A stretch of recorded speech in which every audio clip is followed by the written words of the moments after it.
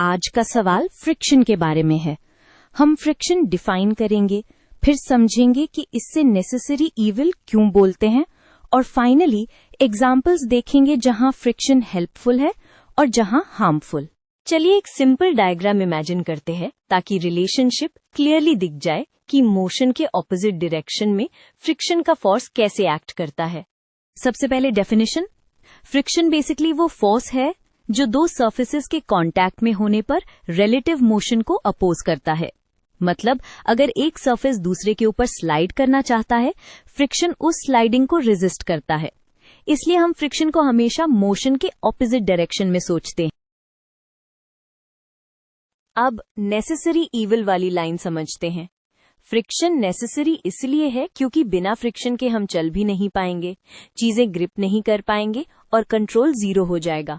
लेकिन यही friction evil भी है क्योंकि ये एनर्जी वेस्ट करता है हीट के फॉर्म में, मूविंग पार्ट्स को वेयर एंड टेयर देता है और मोशन को स्लो करता है। तो एक ही चीज दोनों तरह से इफेक्ट करती है।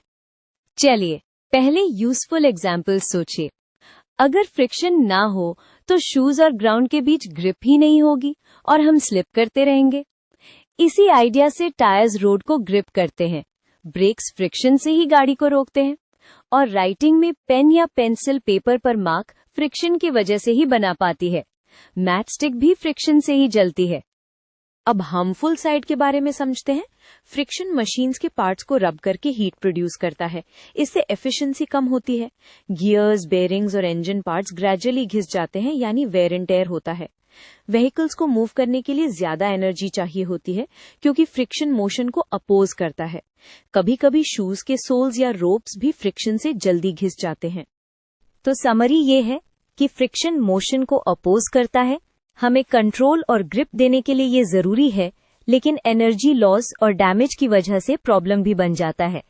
इसी बैलेंस्ड नेचर की वजह से हम फ्रिक्शन को नेसेसरी इविल बोलते हैं।